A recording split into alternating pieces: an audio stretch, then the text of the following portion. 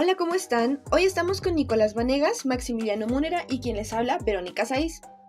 El día de hoy vamos a hablar de síntesis aditiva. He oído el término, pero no entiendo bien qué es. ¿Me lo puedes explicar? Claro, la síntesis aditiva es una forma de crear sonidos sumando muchas ondas sinusoidales simples que son llamadas parciales. Cada una tiene su frecuencia, su amplitud y también su fase, que cuando son combinadas obtienes un timbre complejo.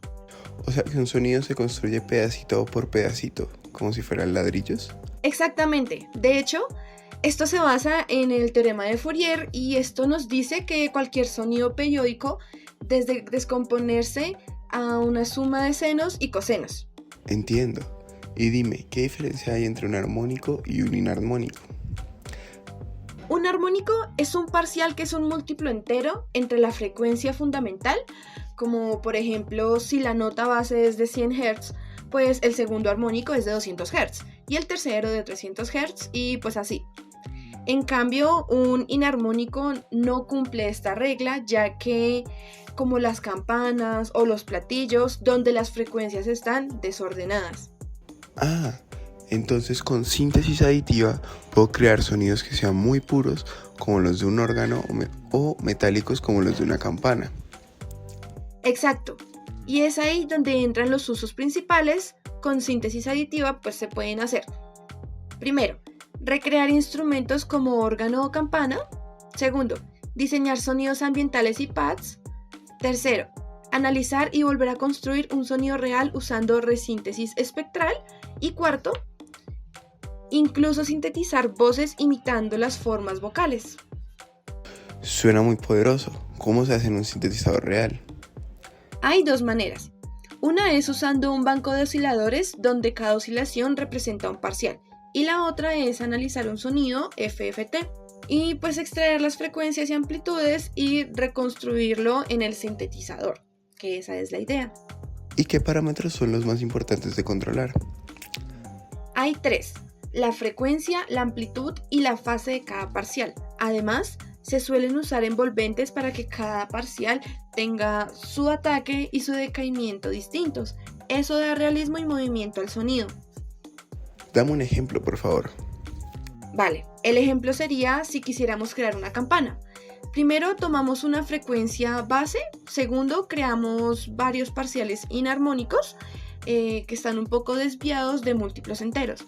Tercero, le damos amplitudes que se van haciendo más pequeñas conforme sube la frecuencia. Cuarto, aplicamos envolventes rápidas en ataque y decaimiento suave. Y por último, al final añadimos una reverb para darle un efecto más especial. Genial. ¿Y si quiero un pad ambiental? Ahí usamos parciales más armónicos, con amplitud parecida y envolventes largas, ataque lento, sustain largo y pequeñas variaciones en frecuencias o amplitud para que no suene estático. Me gusta. Entonces, ¿cuáles serían las ventajas y desventajas de la síntesis aditiva? Las ventajas serían control total sobre el tiempo y la posición de recrear sonidos con gran precisión, y en sus desventajas consume bastante procesamiento y puede ser laboriosa porque hay que manejar muchos parámetros. Entiendo. Es como tener un microscopio del sonido. Se puede controlar todo, pero también exige paciencia. Justo así se busca exactitud y texturas únicas. La síntesis aditiva es la herramienta indicada. A continuación se les mostrará un ejemplo que realizamos con una flauta. Y bueno, el día de hoy nosotros vamos a hacer la síntesis aditiva a esta flauta. Vamos a utilizar la nota de la 5, el La. Y bueno, entonces vamos a utilizar Audacity en este caso. Vamos a crear una pista mono para la grabación y vamos a grabar la nota de la flauta.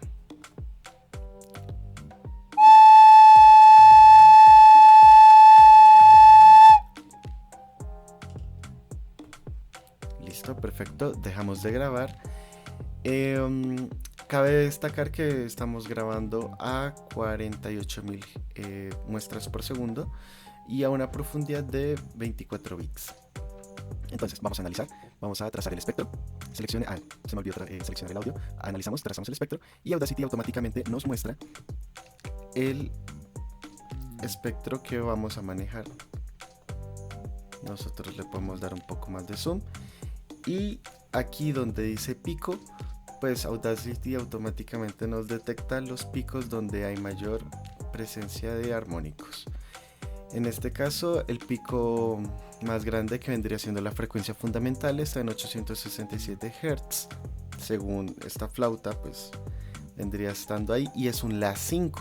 En efecto, tocamos la nota La y aquí nos muestra que está en La 5, 867 Hz a menos 17,7 decibeles en escala completa, full scale. El primer armónico está en 1734 Hz, el cual es un La 6 a menos 48,9, y así sucesivamente vamos a ir anotando los armónicos más o menos hasta La 8, que vendría estando en 6951 a menos 68,1 decibeles. Y así podríamos hacer una recreación lo más precisa del sonido de esta flauta. Vamos a ver cómo nos queda. Y bueno, lo que hice fue aprovechar esta opción de exportar que tiene Audacity para que me exporte en archivo TXT. Entonces aquí lo exporté como espectro flauta, así. Y lo que hice aquí fue sacar el archivo que me brinda con toda la información. Y lo que hice fue pasarlo a un archivo, a un código en Python, el cual toma las columnas, los datos, discrimina las amplitudes, y lo que nos entrega es un Excel en donde está perfectamente organizada toda la información. Lo muestra acá, la automodulación, y aquí obtenemos, después de analizar todo el código, 6 armónicos. La fundamental no es del todo preciso, pero aquí es mucho más fácil hacer tratamiento de datos, y decir que pues, nuestra fundamental está en 890 Hz, y podemos aquí pues hacer aquí una idealización de lo que fue el sonido de la flauta muchísimo mejor. También para divertirnos un poco más, creé este sintetizador aditivo, pues que sencillamente tú tienes que añadir los datos ahí, le damos correr para poder ver cómo funciona. Es bastante sencillo. Nosotros lo que hacemos acá es que tiene 10 osciladores. Estos son los predeterminados que nos da el programa. Tenemos que borrarlos, tales. Y nosotros agregamos los datos que están acá para poder darle acá en reproducir y que suene lo más parecido al sonido de la flauta.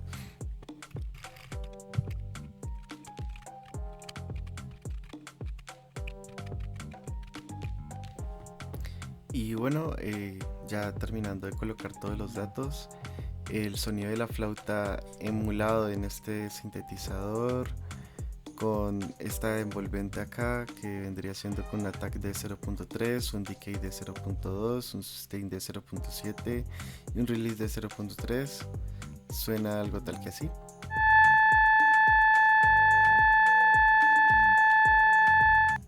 Y el sonido de la flauta suena así.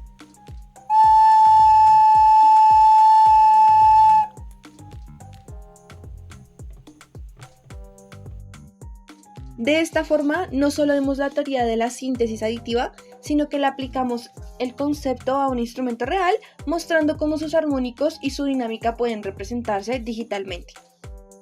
Muchas gracias.